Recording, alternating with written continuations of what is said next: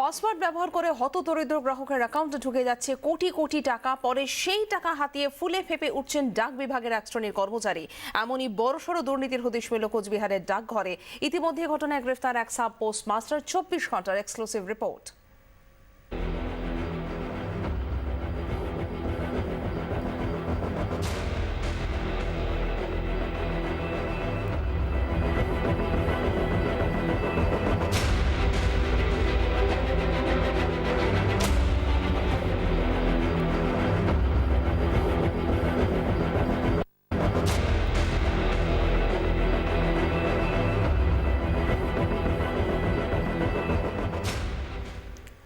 কিভাবে অ্যাকাউন্টে ঢুকছে টাকা? ডাক বিভাগের নিজস্ব টাকা যে অ্যাকাউন্টে থাকে তার পাসওয়ার্ড জানেন কোনো আধিকারিক। প্রয়োজন অনুযায়ী সে টাকা বিভিন্ন ব্রাঞ্চে পাঠানো হয়, আর টাকা ব্রাঞ্চে না পাঠিয়ে প্রযুক্তিকে ব্যবহার করে তা গ্রামের হতদরিদ্র মানুষের অ্যাকাউন্টে ট্রান্সফার করতেন পোস্ট অফিসের কর্মী সুজিত রায়। আরও একজনের নামে উঠছে এই অভিযোগ। তিনি হাড়িভাঙা পোস্ট অফিসের দায়িত্বে থাকা রহিমুল খন্দকার।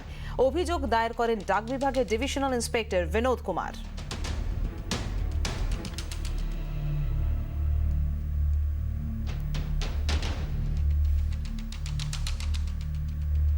তদন্ত চালাতে গিয়ে আমাদের হাতে এসেছে এমন কয়েকটি অ্যাকাউন্ট যেখানে পাঠানো হয়েছে লক্ষ লক্ষ টাকা। এই অ্যাকাউন্টগুলি হলো ভারতী লায়েক, অ্যাকাউন্ট নাম্বার 8741748623, পাঠানো হয়েছে 9,64,313 টাকা। রামজীবন দাস, অ্যাকাউন্ট নাম্বার 8741777267, পাঠানো হয়েছে 9,56,124 টাকা। বানেশ্বর রায়, অ্যাকাউন্ট নাম্বার 8741679705, পাঠানো হয়েছে 26,31,233 টাকা।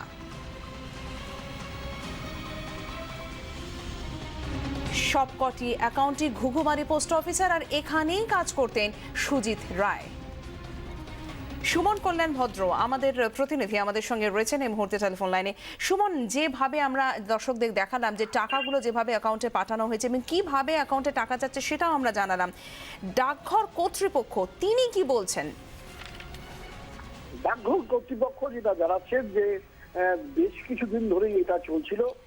নির্দিষ্টভাবে যাদের নজরদারি রাখার কথা ছিল এই ফান্ডের উপরে, তারা সেই নজরদারি রাখেননি, যার ফলেই কিভাবে টাকা কোথায় যাচ্ছে তা নিয়ে কিন্তু একটা ধোঁয়াশা তৈরি হয়েছিল এবং তারা জানতেও পারেননি যে কোথায় টাকা যাচ্ছে এবং তাদের টাকা যে কমে যাচ্ছে। এটা কিন্তু একটা মারাত্মক অভিযোগ যে 2014 সাল থেকে এই প্রক্রিয়াটি শুরু হয়েছে। মূলত যার বিরুদ্ধে অভিযোগ তিনি হচ্ছেন রহিমুল খন্দকার। তিনি হাড়িভাঙা পোস্ট অফিসের দায়িত্বে রয়েছেন। এই ব্যক্তি কম্পিউটারে যথেষ্ট পারদর্শী। এইচএস পাস করার পর সে চাকরিতে ঢোকে এবং কম্পিউটার ভালো জানার সুবাদে এই ব্যক্তি কিন্তু এসে বসে ঘুঘুমারির এই সাব পোস্ট অফিসে এবং এই পোস্ট অফিসেই সমস্ত টাকা পাঠানো হয়েছিল বিভিন্ন লোকের অ্যাকাউন্টে এবং এখান থেকেই টাকাগুলো কিন্তু তারা হাতিয়ে নিয়েছে। মূলত যেটা ডাক বিভাগ বলতে চাইছে যে পার্টিকুলারলি দু একজন কর্মীর নেগলিজেন্সির জন্য এটা হয়েছে তা কিন্তু নয়। এটা কিন্তু পরিষ্কার যে এত কোটি টাকা, 14 থেকে 15 কোটি টাকা যেটা ডাক বিভাগ বলছে, এর চাইতেও আরো বেশি হতে পারে। এত পরিমাণ টাকা দীর্ঘদিন ধরে কমে যাচ্ছে, এর কোনো হদিশ তারা জানতে পারছেন না। এই কম্পিউটারের যুগে, কম্পিউটারের টেকনোলজির যুগে এটা কিন্তু একটা প্রশ্ন চিহ্নের মুখে উঠে দাঁড়িয়েছে। সঞ্চিতা, তোমাদের সঙ্গে থাকো সুমন। দর্শকদের জানিয়ে দিয়ে যে হাড়িভাঙার রহমুল ঘুঘুমারি পোস্ট অফিসে এসে কাজ করতেন, স্বীকার করে নিয়েছেন যে প্রধান ডাকঘরের সুপারিনটেন্ডেন্ট হরেকৃষ্ণ সাহা সতর্ক থাকলে এড়ানো যেত এই ঘটনা। তিনি কথাও জানিয়েছেন। এই বিষয় নিয়ে হেড পোস্ট অফিসের সেভিংস ব্যাংক কন্ট্রোল যে ব্রাঞ্চ আছে সেখানকার সুপারভাইজার শ্রী হরিদাস দাস তাকে সাসপেনশন করা হয়েছে এবং চার্জশিটও দিয়ে দেওয়া হয়েছে। একটা কাজ যে কাজটা ওখানে হয় তা সেই কাজটা হেড অফিসে আবার সেটা কম্পাইলেশন হয়। হেড অফিসে যাদের করার কথা ছিল কম্পাইলেশন তারা সেটা হয়তো করেনি, যার ফলে এটা দেরি হয়েছে ধরতে। আমি আবারও চলে যাব আমাদের প্রতিনিধি সুমন কল্যাণ ভদ্র আমাদের সঙ্গে রয়েছেন এই মুহূর্তে টেলিফোন লাইনে। সুমন, ডাকঘরের সুপারিনটেন্ডেন্ট তিনি কিন্তু কার্যত স্বীকার করে নিচ্ছিলেন যে সতর্ক থাকলে কিন্তু এই ধরনের ঘটনা এড়ানো যেত। যে নাম উঠে আসছে রহিমুল খন্দকার, কে? দেখো, দিনহাটা যাবার পথে কুচবিহার দিনহাটা সড়কের মাঝামাঝি দেওয়ানহাট, এই দেওয়ানহাট একটি প্রত্যন্ত গ্রাম। এই গ্রামেরই বাসিন্দা হচ্ছেন এই রহিমুল খন্দকার। এইচএস পাশ করার পর সে কম্পিউটার নিয়ে পড়াশোনা করছিল।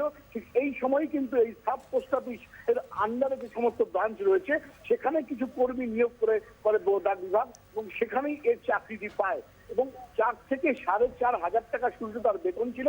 পরবর্তীতে এখন যেটা জানা যাচ্ছে 10-11 হাজার টাকা বা 12 হাজার টাকার মতো এই বেতন পায়।